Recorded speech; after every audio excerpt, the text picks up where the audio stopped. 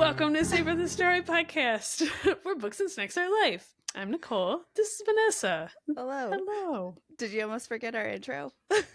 Maybe. It was, I don't think it was a forget. It was just like a deep comma. Oh, gotcha. Many commas. Like pause, Okay. pause for effect. So. Okay. I accept this. All right. Thank you. So. Yep. So I know we've been already chatting a little bit, but I feel like it's been a really long week. It really has. And it's not even a full week in recording for us. I don't feel like. So like in addition to having less days, they just feel longer. I literally saw you this week and we recorded this week. And it feels like I haven't seen or talked to you in like 12 days. I know. I don't understand this. It's been so weird. Yes. It's just one of those weeks where it's like heightened emotion, heightened like everything's going on, like we're doing a lot of things and stuff. So I feel like all of that just makes it all like, it's been 4 months. I know. And it's been 3 days. I know. It should not feel like this, but no. Man, and like I said, I like emotionally have a lot going on. I was outside all day today, so like the wind is giving me sensitive sun or windburn face, so my face hurts, my heart hurts, my head hurts. I'm like, I don't know, my emotions hurt. I'm like, everything. I am not mentally ready for this day. Hence the many pauses in the intro. Great. This makes for a great episode. I hope you guys are ready. Yes. I'm totally upbeat. Yes. That's funny. Well, I mean, I do have I have a lot of things to tell you today. All right, do it. Well, I don't know if we want to start there. We can if you want to, but I have some. Okay, listen. I have been in a hole of Onyx Storm spoilers or theories and like all of the things. Oh my god, that's all I've been doing. Oh my gosh. Have you read any books, or are these going to be your saving books because you've done all Onyx Storm deep? Okay, listen. So I was actually going to talk about that. This week is the perfect example as to why I hold books away, because I didn't finish a book. I didn't start a book. I didn't read any books this week. I didn't listen. I didn't read. I didn't do anything. So, but I do have 2 books to talk about. Yes. But they are not from this week because I just wasn't there. I didn't feel like it. I didn't want to read this week. And also, I was just deep diving everything. And because Rebecca Yarros is on tour right now, there's so many videos of her like tour questions and answers and like all that kind of stuff all over the internet. So it's all I've been doing. So do you want to hear things right now? Or do you want to do other things first? I know when I saw you, you told me that you had a theory correction. Is that the right word? So yeah. Let's start there. There will be Onyx Storm spoilers in this conversation. So if you have not finished Onyx Storm, please skip forward. I will put it in the description of the timestamps of where spoilers are. So move forward. Forward. Okay, we'll start. Okay.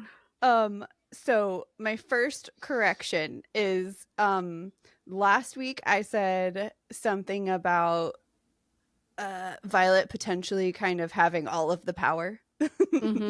And in one of the interviews that I saw online of this week of Rebecca like answering questions and stuff like that, she said that she really, really is against heroines in books having all power and like just being unstoppable. So I was like, okay, I accept this. I like that you don't like that. So I'm going to resend that part of my theory, but I am absolutely keeping the theory that Violet's second signet is not just dreamwalking. I am holding true to that. It is bigger than just dreams. I think it's mind walking. I think it's like something different. So I will based on her comment, change that part of my theory. So there is that. Another theory that I talked about last week was her being pregnant. And another interview that I saw of Rebecca's makes me feel like I am not going to have to quit this series.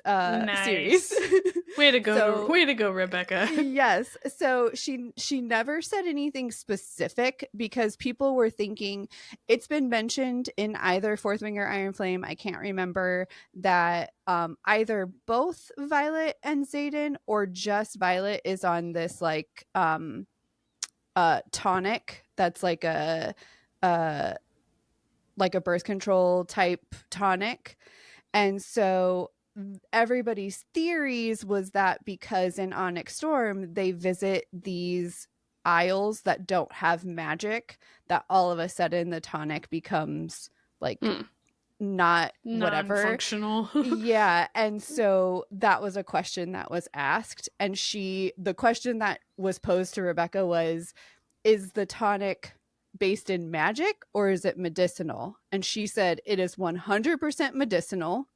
So no matter where you are, that tonic is going to work. And she is also very, very clear about consent being given in any situation of what your wishes are. And she's like, they've already had a conversation about like not wanting this to be a thing, like not wanting kids or like not wanting them yet or whatever it is.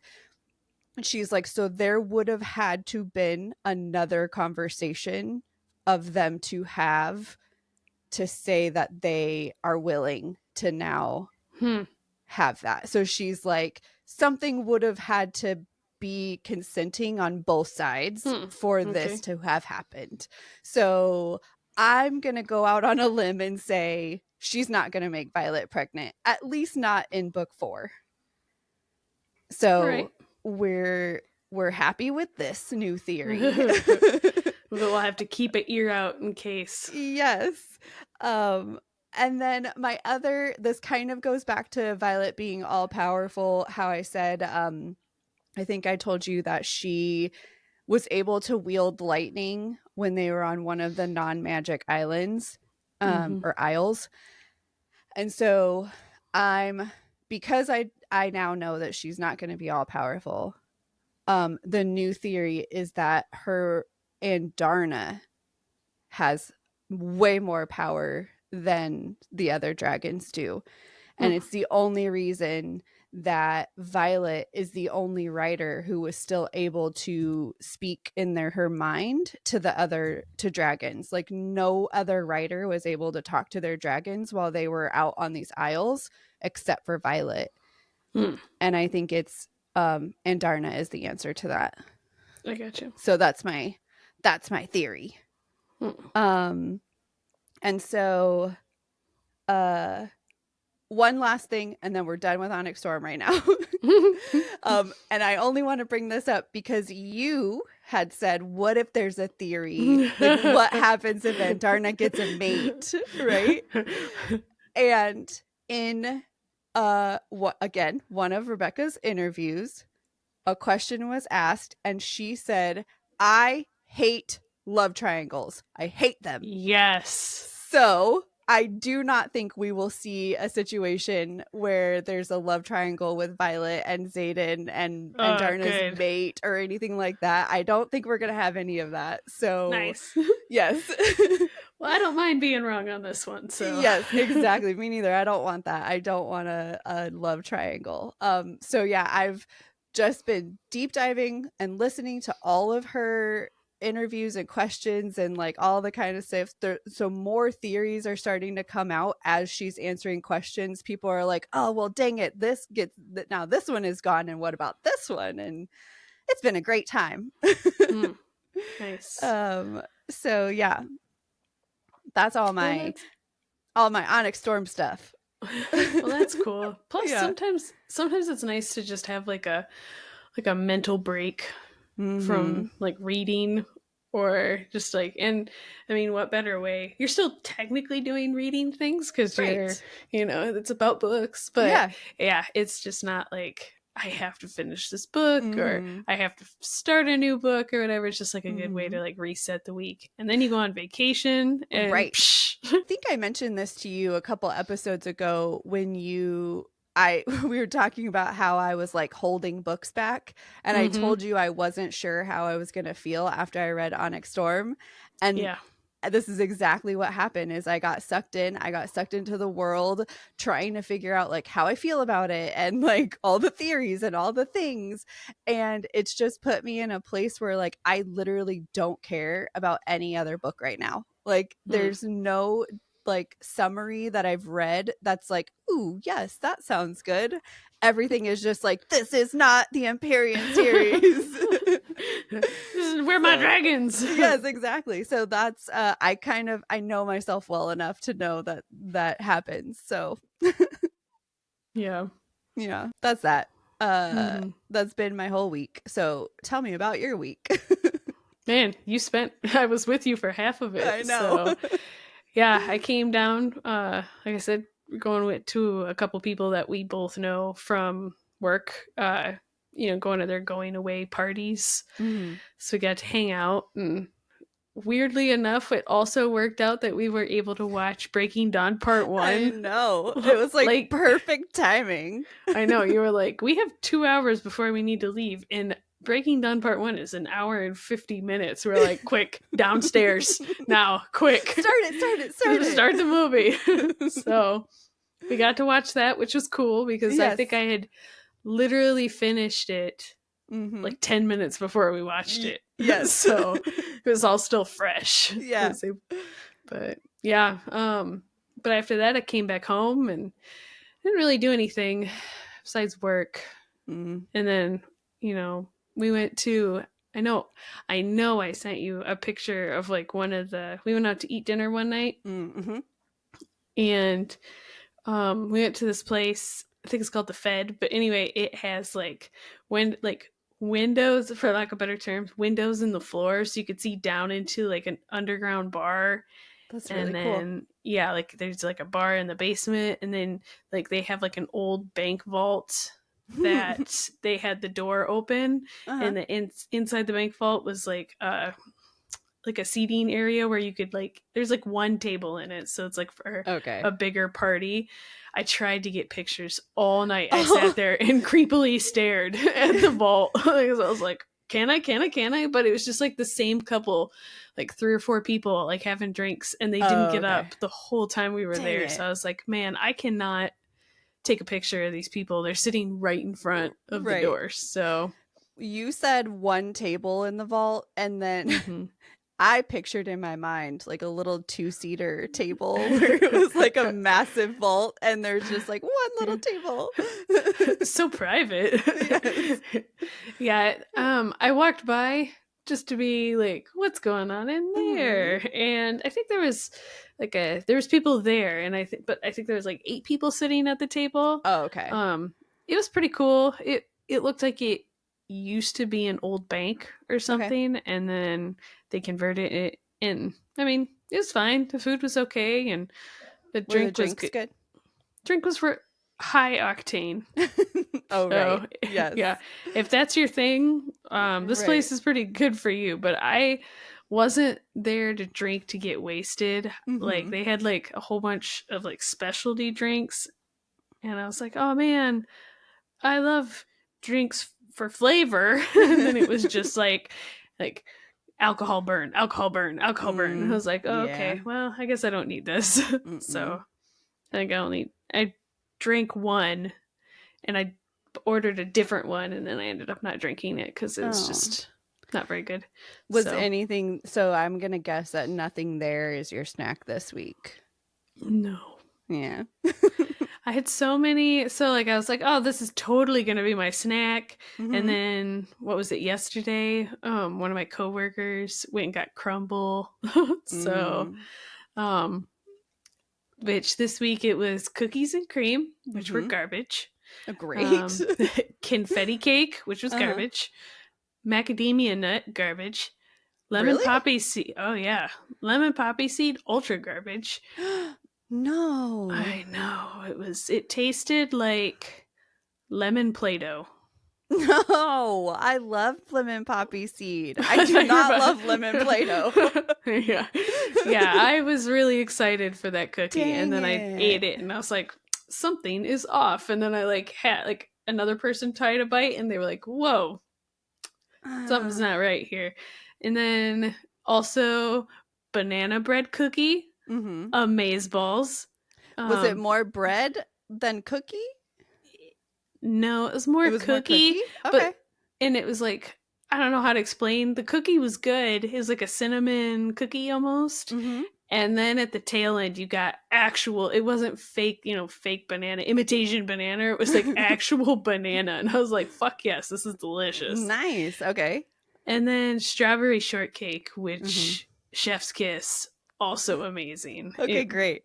Yeah, so man, I'm sorry, you guys, it's been 2 weeks and those flavors don't exist there anymore, but Mm-mm. keep an eye out for banana They bread do. cookie and strawberry shortcake. Yeah, they do recycle them. They'll probably Mm-hmm. show up again Yeah. in a few months or so. Um, Excellent. Well, that's good to know because when I looked at, I have a widget on my phone where it shows what the cookies are that week. So every Monday, I usually check what the cookies are. I didn't know that was a thing. Mm-hmm. It is. Oh shit! I'm gonna have to Um, look this up. Oh, you know what? It might be blank right Is now because oh no, let me see if I can show it to you.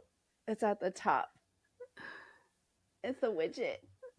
And it shows oh my me what the gosh, cookies are. that's so cute. That's awesome. So I'm gonna have to. I'm surprised it's not blank right now because I think it usually doesn't it recycle on Mondays or something? And I feel like usually yeah. Sunday night it goes blank and it's like come back tomorrow or something. But I always check the widget at some point in the week to see what are the cookies this week. I think I'm gonna have to check that out. And I can't wait to go back to work and be like, I'm so cool. Look at I know the cookies at all time. Yes. But yeah, but none of those cookies were my cookies or my snacks this week. Really? I know. Okay. I was like up until like yesterday. So up until like this morning, they were all the strawberry shortcake or the banana bread cookie were going to be my snack. But Okay. for dinner tonight, I had Tres Leche Cinnamon Toast Crunch. And fuck, man, it is so good. That's what you had for dinner? That's what I had for dinner. Okay. Mike was heating up leftovers because I made like a bunch of leftovers because I'm going to be gone next week. So I made a whole bunch of food so he would have leftovers this week to heat up. And he was like, I think I'm just going to have leftovers tonight. And I was like, I think I'm just going to have Cinnamon Toast Crunch for dinner. Like, fuck it. Like, whatever. So Excellent I did. Choice. And it was delicious. Great. And I'm happy to report that it is also my snack. Okay, good. You had so many snacks this week. I know. Sometimes I'm like, why am I talking about all this food that I'm not going to use as my snack? But well, you have to report that you had crumble. I know. So I accept I don't this. even care. No. No fucks given. No, you shouldn't. I had Tim went out last night, so I ordered food on DoorDash and I got Chewy's. And they have tres leches cake. Oh yes. And I tried it. It was okay. It's definitely not Nicole level tres leches. Yes, that's right. But it hit the spot a little bit. But I've decided I'm not going to use that as my snack because it was just all right. I'm going to go a little. It sounds boring, but it's not boring. Okay. Okay. All right. So my mother-in-law taught me this snack. It's like a low calorie, just like sweet snack. Okay. So you, it's grapes, and then you take, you get them, like wash them or whatever, and you leave them a little damp, and then you pour Jell-O, like the Jell-O packet in there, and you shake it all up or whatever, and then you freeze them, and it's so good. I'm gonna have. Yes. I need a pen. I'll text it to you. Oh, okay. Yeah, I'll text it to you. So I usually do, she always does like the sugar-free one because then it makes it even like a little healthier. I don't care about that part of it. Sugar is not my problem. So I really like, I buy the purple grapes with raspberry jello stuff on them. Oh my god, they're so good. And so usually I just have like a little baby bowl of just frozen. I feel like it's the perfect way to get some sweetness in and like some cold, like if you're in the mood for like ice cream or something, but you're trying to stay good with your calories, this is the way to go. So that's awesome. That 1,000% recommend. Yeah. So Jello grapes is my snack this week, which is a weird way to say it, but I don't even care. That sounds awesome. It's so good. Man, yes. I'm gonna have to try that next week. Okay. It's happening. I'm gonna remember. Yes. I'll text it to you. Okay, before we get into books, I'm sorry, book reviews, can I tell you 2 book things? Yes. And then you can tell me all about your books. Oh, okay. Fair. So my first book thing is, I forgot to mention this week, Fairy Loot put out an Onyx Storm version. Oh, yeah. The Fairy Loot version. And what an endeavor that was. Yes. Yes, I was there while you're trying to get it. Tell us about that. So first I got the email. Literally like 6 minutes after I got the email, I clicked the link to go get it, and I was 2 hours.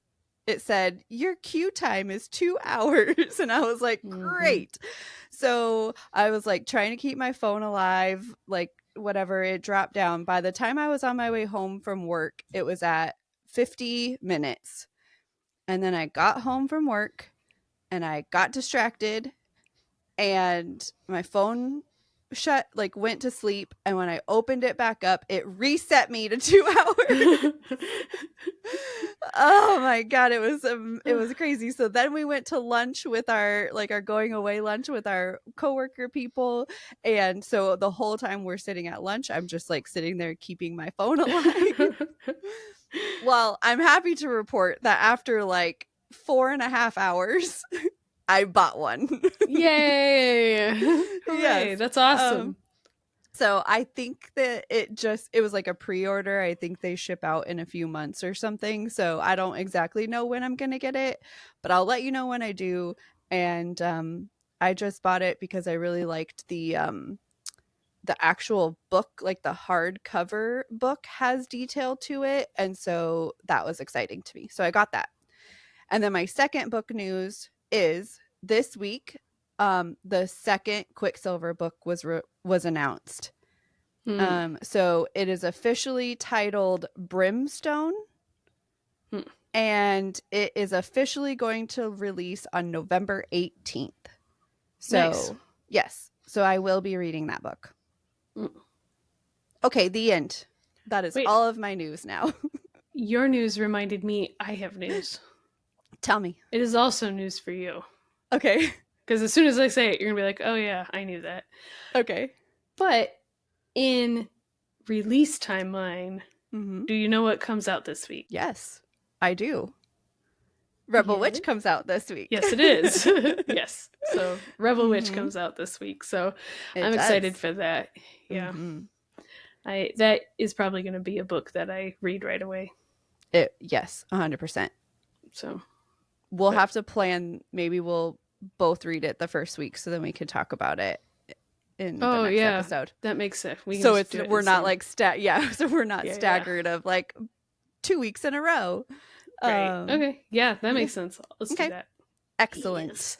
Okay, fine. Right. I will wait a couple days if we need to sync our timelines for reading the book. I'll read it that week. Yeah. Okay, cool. Yeah, well, then, I'm going to read it probably release day. I'm not going to take the day off like I did for Onyx Storm, but I will read it the week it comes out. Okay, cool. Yeah. Nice. Okay, you go. Okay. Tell me. All right. Well, I have 3 books this week. Okay. One of them is Breaking Dawn. which I will not talk about here No. because we're going to speak of that in bonus bites, whatever number 4. we're on now. 4. 4. And it So- came out yesterday.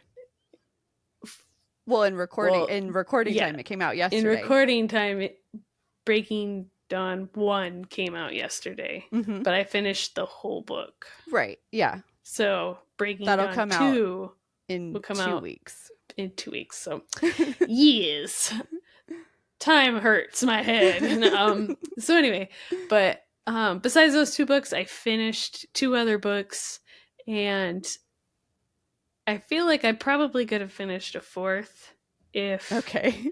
I would have. Maybe I'll start with that book because it makes more sense now that I've started like this. But I read a book or I listened to a book and I liked it so much that I was like, I'm going to start the second book immediately. Okay. And then I stopped myself because I was like, I cannot have 2 books of the same series in the same week. But now that I'm really thinking it out for yourself. I know. Well, so I was like, oh, whatever, I'll just save it and I'll go to, and like, it'll give me another book to talk about in like another couple weeks. But then I looked it up. So this book is called Rivers of London. Okay. In the US, it's called Midnight Riot. Oh, it's got different titles? Yeah. Okay. I read it as Rivers of London, so I don't know if it was the UK release. Okay. That I listened to, but there are 9 books in the series. Okay. The 10th book comes out in I think May. Okay. And in addition to all of these, there are a shit ton of mini stories. Oh no. Like 1.5, 0.5, 0.6, 0.66. Like, good gracious. It's a lot. Yeah. Why is that? That's not necessary. I don't know. I'm already saying up front, unless something crazy happens that I'm not aware of for this book series, I will not be reading all of the digits. So I will just I will just be reading the main story arc. Okay. And I will, warning everybody, I will be probably reading all 10 unless they get crappy. But I looked, and the Goodreads ratings get better as the book series goes on. So I'm like, oh shit. Sorry guys, this is gonna be like 2 months if you haven't listened to me talk about this series. Now I need to start my JLA series so then I have a 10-book series going on at the same time that you have a 10-book series going on. I know. When we did our beginning of the year thing, you were like, I'm going to start my 10-book series. And I was like, you're crazy. Here we are. We're both doing 10-book series. Yes. So, all right. Okay. So, like I said, Rivers of London, depending on where you are, could also be Midnight Riot. This is by Ben Aaronovitch. Okay. I listened to this. It was an Audio Plus, or Audible Plus. And I would consider it fantasy. Definitely fantasy. I don't know. I would consider it. It is fantasy. Okay. All right. So Constable Peter Grant has just seen a ghost. Okay. But before Peter can wrap his brain around the fact that he's seeing a ghost, his police work training kicks in, and he's like taking quotes from this guy, and he's doing his like due diligence, and he finds out that this ghost is actually a witness to a murder that he is like helping investigate. Okay. So, and he knows it's a ghost when he's talking to him? Well, at first he doesn't. Okay. But as time goes up, like he sees it and he's like, oh, there's something weird here. And as he's taking like a statement, he's like, something is not right. And then he finds out by the end that this guy's a ghost. And he's like, what?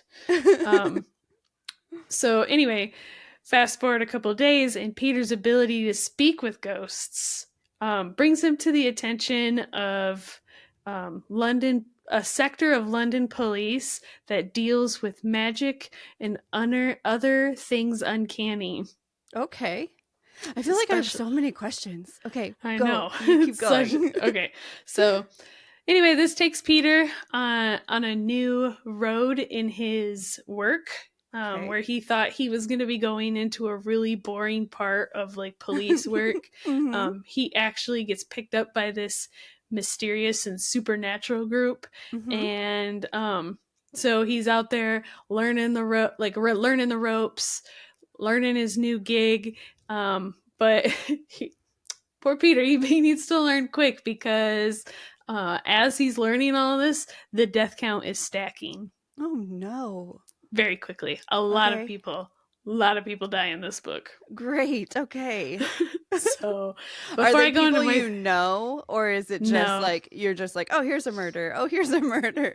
yes, it's just Okay. like murder, murder, murder, murder. I was Oh like, my holy goodness. crap, Okay. there's a lot of murder. Before I go on, you have Mm-hmm. anything you want to ask? Any questions? Clarifying questions? I want to know, did he know that he could talk to ghosts before he talked to Nope. this witness? Okay. No. So it was just like a random. Yeah. It Okay. was it was really, I mean, I thought it was funny how it happened. So he does this, he like talks to this ghost, and then he's talking to a friend that he works with, and she's like, "Well, why don't you go and prove it? Go find the ghost, and now that you've looked, like, ask him the question, like, double check your facts against what we've seen in the Okay. stuff, like, see if the ghost knows or whatever." And he's like, "I will do that." So he goes back a second night because he's looking for this ghost, Uh-huh. and this guy comes up to him and he's like, "What are you doing?" And Peter's like, "Looking for a ghost." And the guy's like, "Did you find him?" And he was like, "Well, I haven't seen him since yesterday." And the guy's like, "That sounds about right for ghosts." And Okay. they get talking, and he's like, "Oh, I'm Chief Inspector Nightingale of like blah blah." And he's like, "Ah, fuck. I just told a chief I just inspector told of him, police yes. that I was out looking for ghosts in the middle of the night. Oh no. I'm gonna get fired." Yeah. And so then the next day he comes in, and all of a sudden he's now on this like mysterious, uncanny, like Like, magical sector of the yeah. London police. And Um guess who is his boss? Chief Inspector so Nightingale. so he believed him. If he's Mm-hmm. if he knows that there's a whole sector of this, like, of the department, Yeah. that whatever. Okay, Yeah. great. I love that for So him. yes. So it was that part was super cute. Yeah. Um all right, so my thoughts on this book. Mm-hmm. First, I'm going to go through the triggers. There's kind of a lot of them. Okay. Some of them more than others. Like I said, there is a lot of murder in this Okay. book. And also some of the murder scenes are described pretty graphically. If Okay. you're not into that, like they describe how the body looks, like what happened. Okay. There's like a what's that person that like looks at the body afterward, a coroner. There's a Mm-hmm. coroner that's in the book, and he Okay. describes stuff. So there's a lot of that, obviously violence, some racist language Okay. and sexism. Okay. Not as much of the last two than the others, but there Okay. is one. I know I texted you about this. There is one scene in this book that is kind of more jarring than others if you're not expecting it. Mm-hmm. And it is a very small child is murdered, very horrifically murdered. If you are not into that, there is one part of the book that Yeah. is I feel it like does even talk about it. as a so it's funny that yours also has some like true crime elements, because one of the ones that I'm going to talk about is also true crime elements. And Mm-hmm. if you're in the true crime world at all, I feel like anything involving children is always like just a step. Like, it's weird how I can listen to 100 hours of people talking about murder, but as soon as you throw in some sort of child element to it, it's like, Mm-hmm. oh shit. Like, Yeah. I don't know if I could listen, or I don't know, whatever. So I feel like it just kind of depends on what your tolerance level is. Mm-hmm. Yeah. So yeah. Yeah, like I said, it's the one scene of the book. Um and after that scene though, they don't really bring it up Okay. anymore. So um but there isn't really a good way to like prep yourself for it. Like Sure. it's not like they're like, we're gonna walk up here and this is gonna we're gonna see this. Mm-hmm. So But yeah, so if you can get over those triggers, the book is amazing. Mm-hmm. I loved the book. The narrator, I should say, I love the book. The narrator is amazing. Okay. His name, I even wrote down his name because I liked him so much, and Okay. I'm gonna mess it up a little bit, but it's Kobna Holbrook Smith, Okay. and he has a phenomenal voice. And when he's doing his English accent, he sounds exactly like Jude Law. Oh, that's right. You did show me him. Yeah, exactly like Jude Law. I was Yes. like, what is going on right now? Hello, Jude? Yeah, Jude. But like I said, the storyline was pretty good. It wasn't like a crazy wild storyline. Like, it was just a good pace. There's just enough mystery that it. I wasn't looking for who the villain was. Okay. And once we got to the part where they're like, reveal who the villain is, I was like, oh, yeah, that makes sense. Okay. Now that you say that, Yeah. I did kind of have like but it was also with like a little bit of a twist. Okay. So that was nice. Does the rest of the series follow Mr. Ghost Whisperer? Mm-hmm. Okay. Yeah. So I don't know if it's giving away part of the book or not. Maybe it's a mild spoiler. So I guess maybe skip. But he also becomes like an apprentice. So the chief inspector or Nightingale is a wizard, if you want to say that.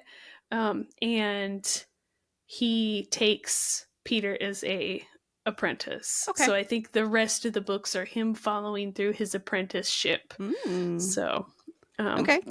But like I said, I love the book. I think it's actually going to be a TV series. Fun. Yeah, I don't know. It sounds like a fun one. Yeah, I don't know anything about the TV series. I saw it mentioned briefly on the internet, and that it was in November they said that, but there was like nothing else after that that said like, this is who's picking it up. Okay. These are, any like, this is where you can watch or anything like that. So yeah, it was still a great book, and I am not usually a fan of mysteries. So I was kind of surprised that I enjoyed it so much, and I will be, when I travel next week, I will be listening to the second book on the plane. Yes. I'm very excited for that. Yes. So I rated this book a 5. Yay! Rounded up to a 5. But it was still great. It was a great book. And this one is actually the worst rated book out of all of them, I think. So So you're rounding up. So is this not a true 5 for you? It's not a true 5, but it's higher than a 4.5. So I'm just gonna round it up to 5. Okay. The second book is Grimm Curiosities by Sharon Lynn Fisher. I struggled to remember how I took in this book. At first I was like, oh, it was a Kindle book, and then I was like, no, maybe it was an audiobook, and then I was like, no, definitely a Kindle book. How did you forget? I don't know. It's been one of those weeks. Yeah. All right. So I think what happened is I started it as an audiobook. And then I realized that it was also Kindle Unlimited because it was Audible Plus. And then I was like, oh, it's Kindle Unlimited. So I started it, and then I was like, I just want to finish the book as fast as I can. So I started reading it on Kindle. And then I realized that I have a physical copy on my bookshelf. Oh my goodness. See, this is why I was confused. You're like, somehow it just like absorbed into my brain. How it got there, nobody knows. I don't know. Okay, great. No clue. But this one was also a fantasy. And all right, so it's 1851 in York, England. And Lizzie Grimm lives with her mother above their it's like an antique shop, but they also sell like curiosities. But things are not going great for Lizzie. Poor Lizzie. Her father has recently passed away. Her mother, who was her mother was recently struck mute and unresponsive during an accident where she was speaking with ghosts. Okay. So Great. she was having like a seance kind of thing, and all of a sudden she became unresponsive, went mute. She doesn't talk. She just kind of exists. What a wild reaction. Yeah. And Okay. then on top of that, because now her mother is not able to help her, her father is not able to help her, they are quickly running out of money and are not able to sustain their lifestyle, their shop, anything like that. So, in steps two gentlemen, and they are both enthusiastic to help her. One has a sister who shares a similar affliction to Lizzie's mother. All right. And then the other one starts out, his interests start because he comes to the shop and he buys some books, and they find out that they have similar interests. So yeah, in between spending time with both gentlemen, Lizzie uncovers secrets about her father and the shop that may lead to dangerous places. But in addition to that, she's also not sure which of the gentlemen she can trust with her secrets. Okay. And who can help her. All right. So, does she like both of these gentlemen? She Is likes it like one romantically or just like... Yes. Okay. So both gentlemen would like to be romantically involved, I guess, but All right. one of them you can definitely tell she has more interest in, or one was meant to be the one she ended up with. This is one of my thoughts on the book is it was just like you knew who was going to be the villain. You knew who was going to be the love interest. Okay. So it kind of took away from like the mystery aspect of anything. So it was predictable. Yeah. Okay. Yeah, and because it was pretty predictable, the ending was a little bit disappointing. Okay. It was also, I guess, disappointing because it wasn't what I was expecting, or wasn't what I was hoping for. Like I didn't as the clues started coming in, I was like, man, I hope it's not what I think it is. Man, I hope it's not this. And I didn't really like the guy who is the villain. I didn't really want him to be the villain. Not because I was like, oh, he's so adorable or whatever. He was just like, he was described as like awkward and weird, and like all of a sudden he was now also evil. But there was literally no red flags throughout the whole book. You just knew he was going to be the villain. Okay. Because you knew the other guy was going to be the love interest. I see. It was by default, basically, or like elimination. Right. And there was no other suspects. Okay. So unless there would have been like a guy coming out of left field, you knew it was going to be one of the two of them. And, you know, he just seemed like the more like less interesting one. Okay. So it was like the author decided to not give him like a personality almost. And then, oh, he's also the villain. But you're like, he didn't really seem evil. Right. Like he was just kind of like, I say villain and evil. I shouldn't really say that because I don't know. It was just in the book, they defeated him, but not really. Okay. They were just kind of like there. Like, they just watched a scene play out. This is with trying not to give any spoilers, but they basically like watched a scene play out, and at the end they were like, and now we lived happily ever after. And I was like, okay. All right, cool. But yeah, at first I was really excited about the book because it was really interesting and like stuff like that. And like I said, and then like I started getting the weird vibes about where the story was going and the villain, and I thought the book had a lot of potential, but then it just kind of gets boring. Okay. And like a unsatisfying ending. Thank you. Okay. So That's unfortunate. yeah, it is. I was sad, but Mm-hmm. I'm kind of on the fence on this one, between like 3 and 4. The more I Okay. talk it out, the closer I get to 3. But Okay. then I think about it, and I'm like, well, you listened to the whole thing, and then you read it, and you were fine with it until the Right. end. So Okay. yeah, right now I'm in between 3 and 4. I'll give All right. it 1, but not right now. Okay. Okay, great. All right. So my first one is I was trying I got a little distracted because I was looking at the dates that I read it and I was like, did I read this after Onyx Storm? And I didn't. It was January 18th. So it was right before. Nice. It is called She Lies in Wait by, I don't know if it's Gytha or Gytha Lodge. One of those. I listened to it on Audible, and it is a mystery thriller, like police procedural almost. Okay. So I I did not know that this was part of a series before I listened to it. Oops. Yes, so it is book 1 of 5 in the DCI Jonah Sheens series. So DCI is Detective Chief Inspector. Yep.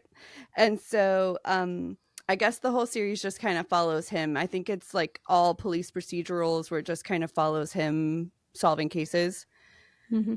Okay, so this one, She Lies in Wait. In July of 1983, a group of teens go camping in the forest. The youngest of the group is 14-year-old Aurora Jackson, and she is the little sister of one of the other girls that's in the group that's going camping. The evening goes as you think that it would, with a group of teenagers in the forest. There's a lot of drinking and drugs and sex and jealousy and all of the teenage things. Why they would bring a 14-year-old, I have no idea, but they did. However, in the morning, when everybody wakes up, Aurora is nowhere to be found. Everyone says that she was fine before she went to sleep. They all remember her like going into her sleeping bag and like all that. In the morning, her sleeping bag is cold, and there's a massive investigation that's launched, but Aurora is never found. So, well, at that time, Okay. because now in the book, we jump ahead 30 years. So we're 30 years later, and Aurora's remains are finally found. And they are found in a hideaway, like in this hole, I want to say, not far from the campsite that they were at. And so it's very odd that she was found there because they did a massive search of this area and all that, but she was just really, really hidden in this spot.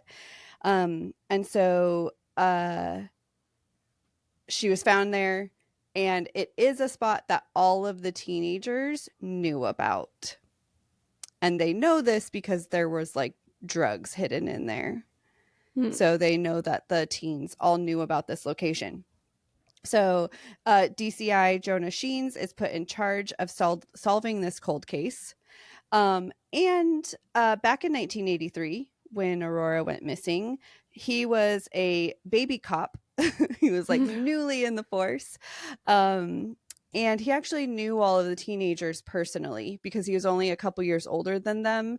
And so he had went to school with some of them and like seen them at parties and stuff like that. So he knew of all of these teenagers, and he even knew Aurora. But and during the investigation, not only do all of the secrets of all the teens come out, but also some of Jonah's. So, yes, we find out some things about Mr. Jonah Sheen and all of the teenagers, and all the things. So it's told from a dual timeline and a dual POV. So you jump back and forth between DCI Sheen's point of view now and Aurora's point of view of the night in 1983. So you kind of you jump back and forth, and it jumps back and forth like through. In Aurora's timeline, it goes throughout like when they got to the campsite all the way through the night of like what happened. And so the current timeline is mostly from Jonah Sheen's point of view, but it's like sprinkled in a little bit with like his new recruit Juliet Hansen and one other of his like people that is on his team. You get a little bit of them. So it is a police procedural. You get all of the interviews and like all the investigation. So at some points it's like when he's talking to them now and finding out like what happened that night and like all that kind of stuff, you learn about all the things that they've lied about over the years and who's lying about who and what and like all the things. So everybody kind of starts like telling all the secrets. And then obviously at the end we find out who did it and why. Dun dun dun. So I did enjoy it. The writing wasn't bad. The narrator was great. Like everything was fine. The story was intriguing. It just felt like something was missing, and I can't pinpoint exactly what it is. Yeah. Like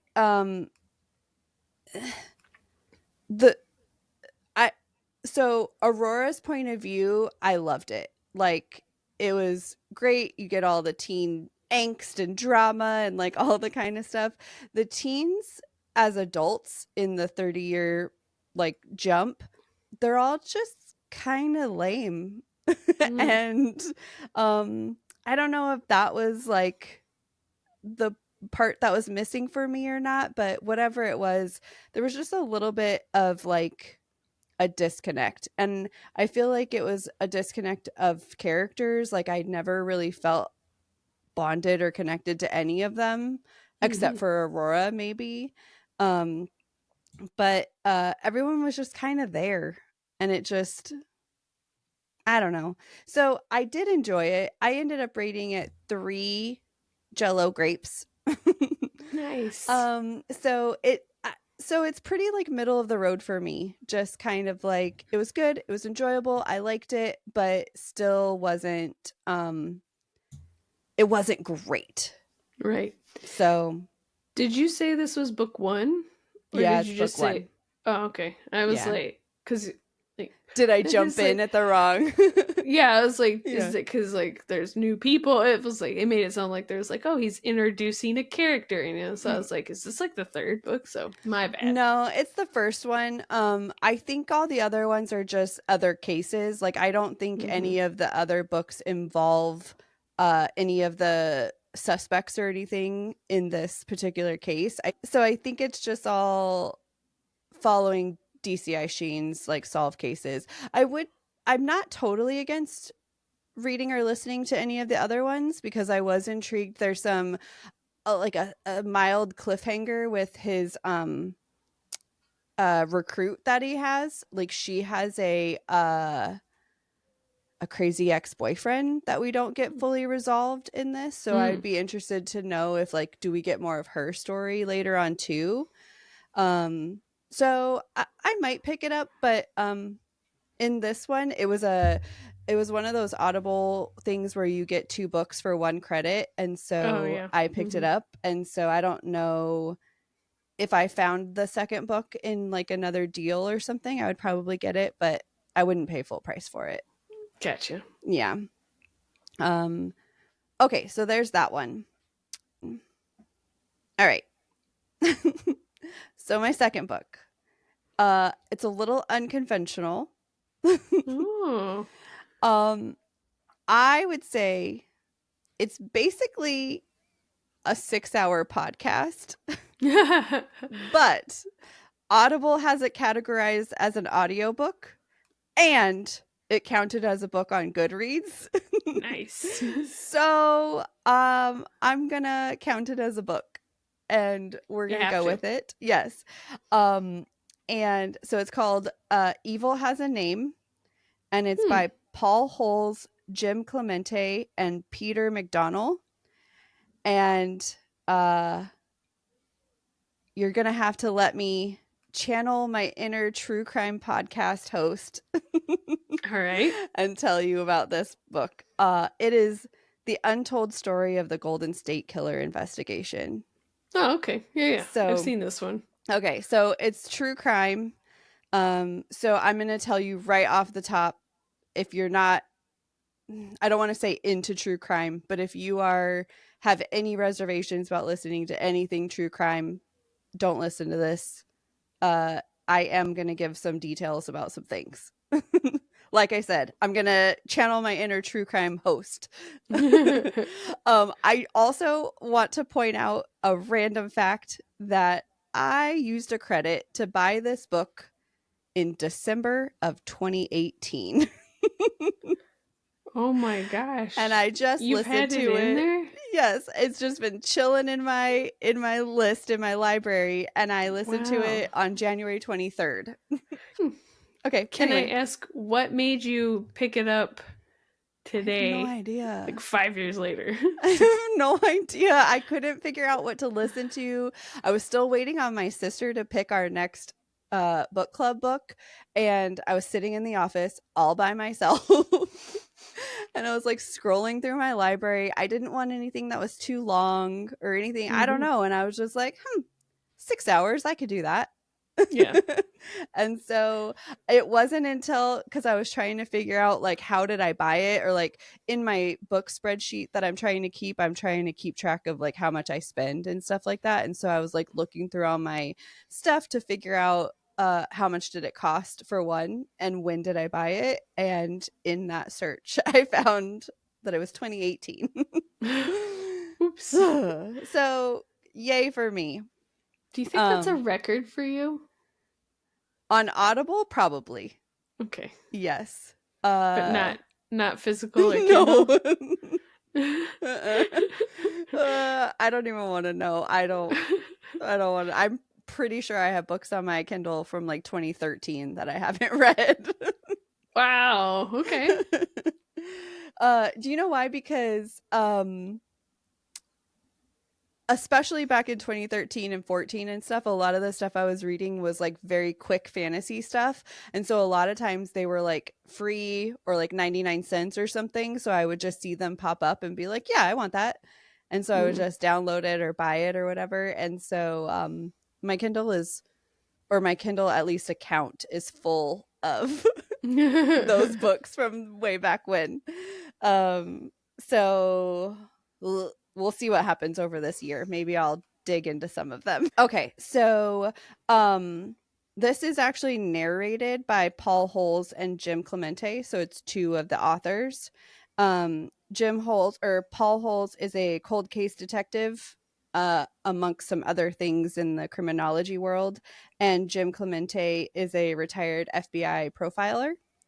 Paul Holes worked directly on the Golden State Killer investigation. So that's why I say this is more podcasty. Also, there is no physical book to this. Like you can't buy it. It's just on Audible. So the book is told from the perspective of Detective Paul Holes, who started working the Golden State Killer case in 1994. The last murder in the case was 1986. So by the time he got the case, it was very cold. Like no information, no new information, any of that. And at the time, there were three separate, and I'll tell you what they are, but there were three separate sprees, I guess you could say, that were not all connected to one person. It wasn't until Paul Holes came in and started investigating that they realized that these three things were all connected. It also includes interviews with victims' families, original investigators, the offenders' friends and neighbors and stuff. So it like has there's so much information. Okay, so I'm going to tell you a little bit about the cases, and then I'll tell you like what I felt about it as a whole.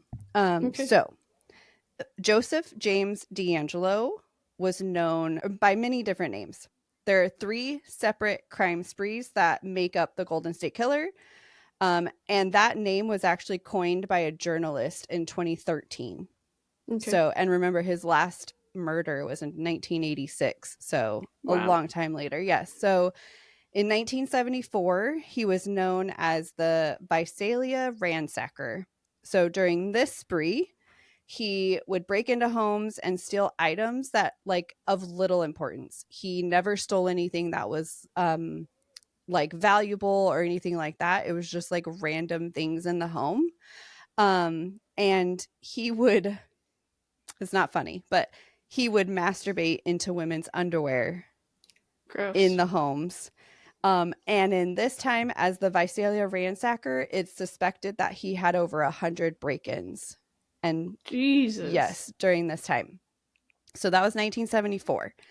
In 1976, he was known as the East Area Rapist. So it was in the East area of Sacramento. He would break into homes at night and tie up his victims. He would rape the women.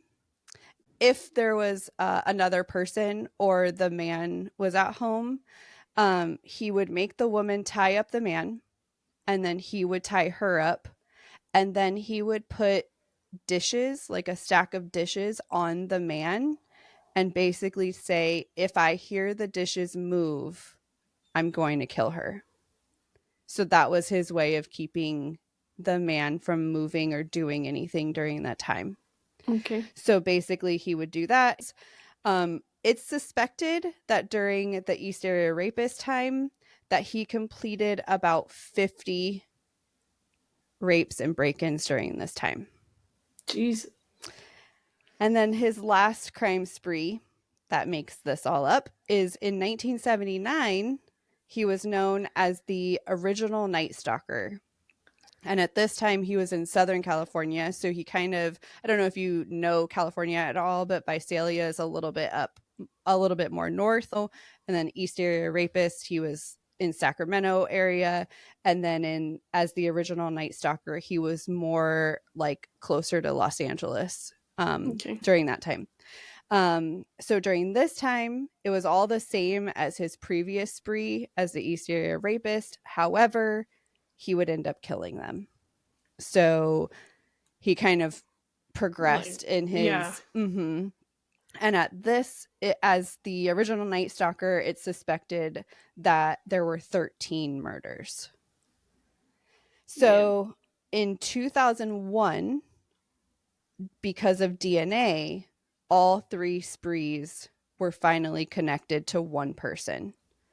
So through DNA of all the cases, they were able to understand that each of those whatevers was now this one person. And then, so that was in 2001. And then a journalist about 10 years later or so named him the Golden State Killer. So the whole book discusses like specific cases within each of these sprees. People who like, especially in the beginning, the Visalia Ransacker, some of those women talked. In the East Area Rapist, some of those women and friends of like family members of those women spoke in the in this book. So it was very interesting to hear like their point of view and how they felt when he was caught and like all that kind of stuff. Paul Holes, the detective, explains some of the suspects and why like that were like thoroughly investigated, like why they thought it was them, how they thought it was them, how their timelines matched up. And so it was really interesting to hear some of that, like very specific, like what they did to like rule people out and all that.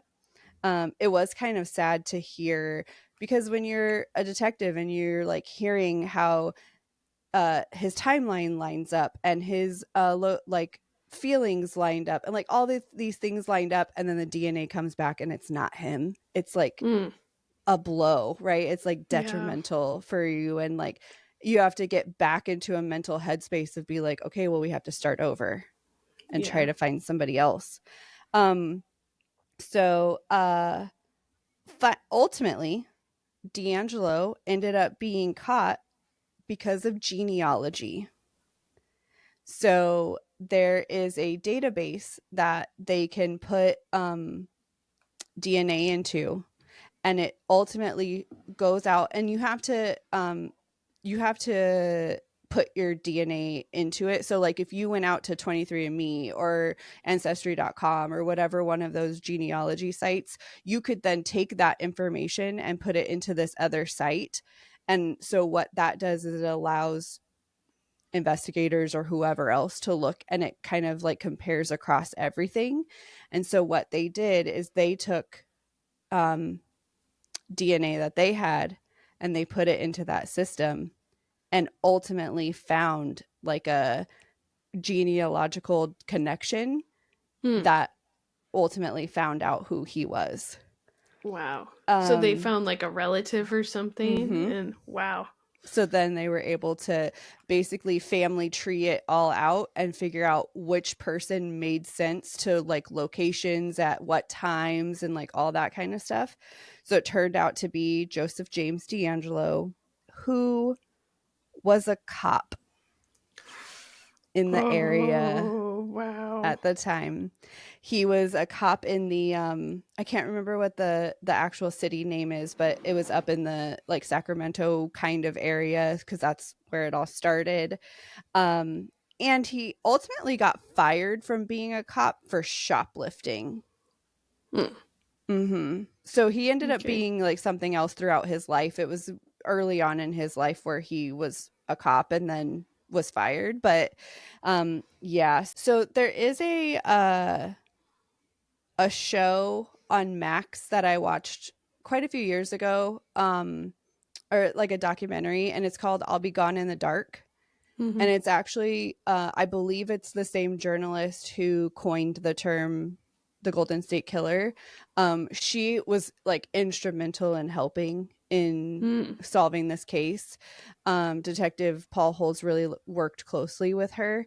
And I think if you've watched that documentary, there's not a whole lot of new information in Evil Has a Name, but still enough to where I feel like it's like interesting to hear him talk about it specifically just because he worked on the case. And then just like hearing from victims and stuff like that. So I think it's still worthwhile if you've watched I'll Be Gone in the Dark. But yeah, I just wanted to plug that a little bit too. Okay, cool.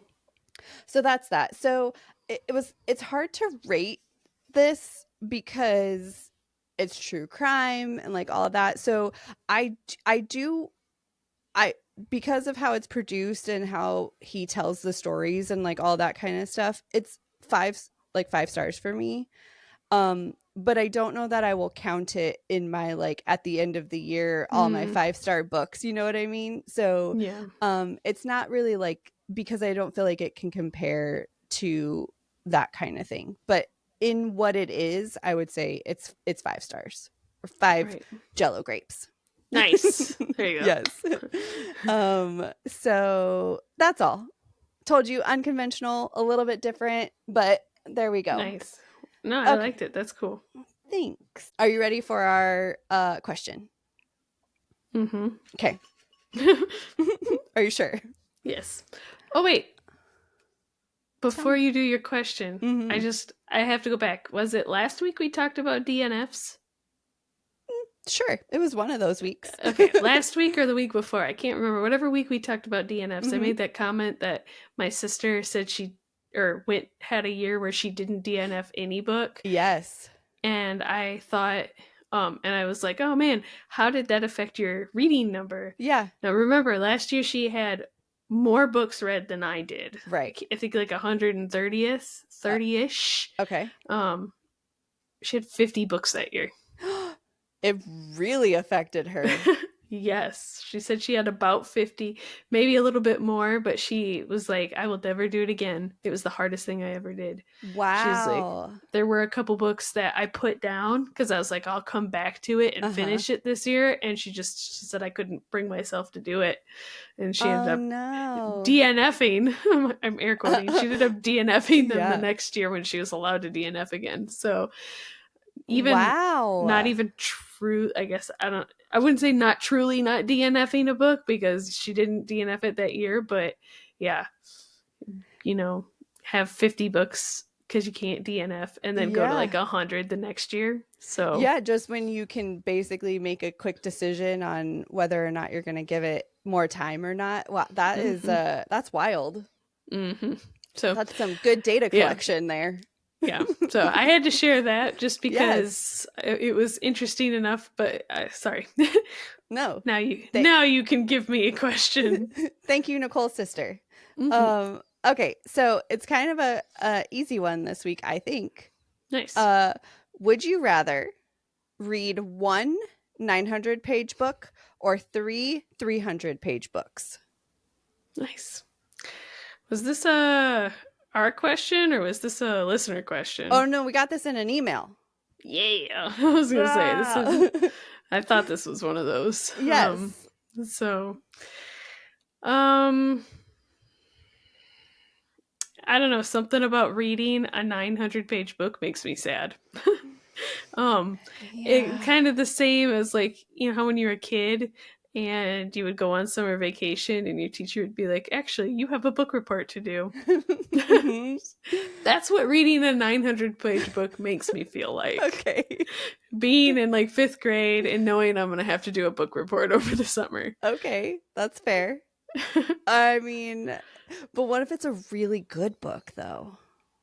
I don't know. I can't take that chance. I know. That's why I'm really leaning towards the 300 books or 300-page books because like if it's a 300-page book and I don't like it, I feel like I invested much less of my time. And like, I mean, obviously you can DNF and like whatever, but I don't know, just like committing to a 900-page book when you don't know how it's going to be. But what if you can't DNF? Oh no, then I can't. If I'm in a no DNF rule like your sister, then I will never be picking up a 900-page book. Yeah, I guess the only thing I would say to the 300 is if it's a series and I can't DNF, okay, and I read the first one. No DNF rule come I don't know.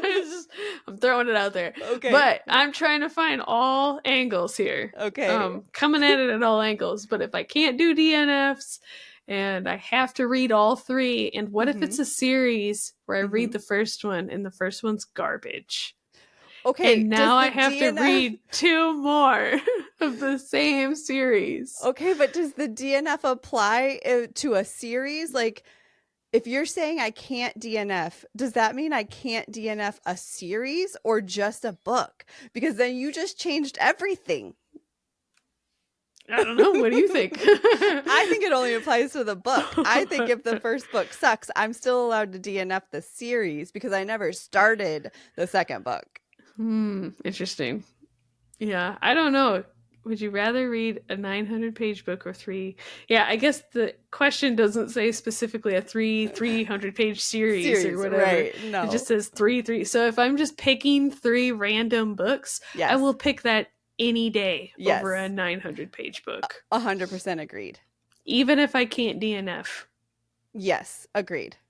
But we're never applying this rule, so it's fine. Okay, fine. No, we're never applying this rule. We're not going to do that. Yeah.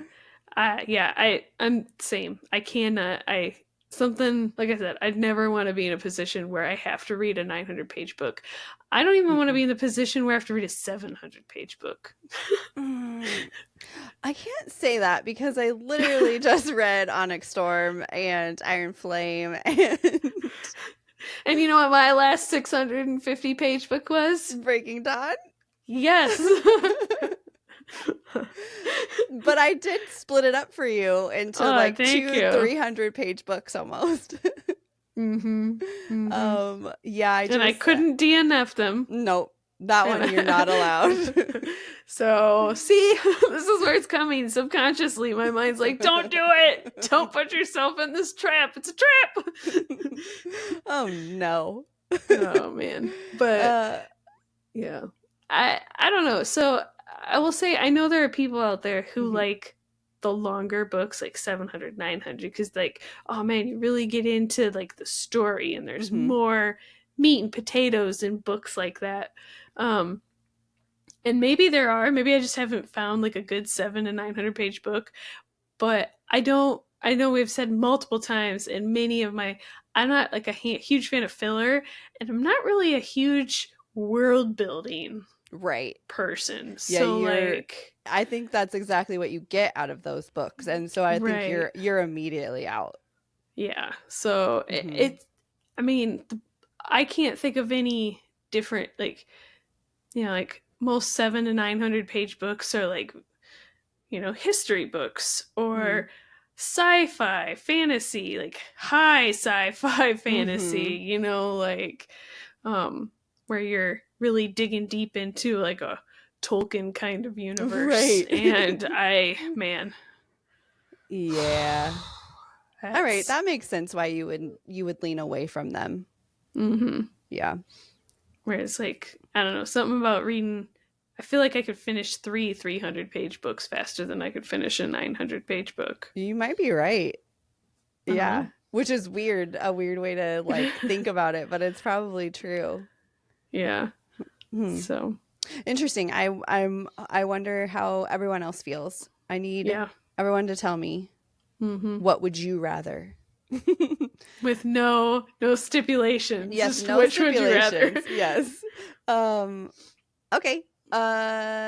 Yes, tell us. Go to Instagram. Tell us, Favorite Story Pod, and let us know which one you would choose. Also, you know, give us likes and follow us and give us 5 stars everywhere you listen and thumbs ups everywhere you listen. Remember, you can watch video if you are so inclined on YouTube and Spotify. And the end. That's the all. End. We're done. Yes. Okay, thanks. Goodbye. Bye. Get out of here.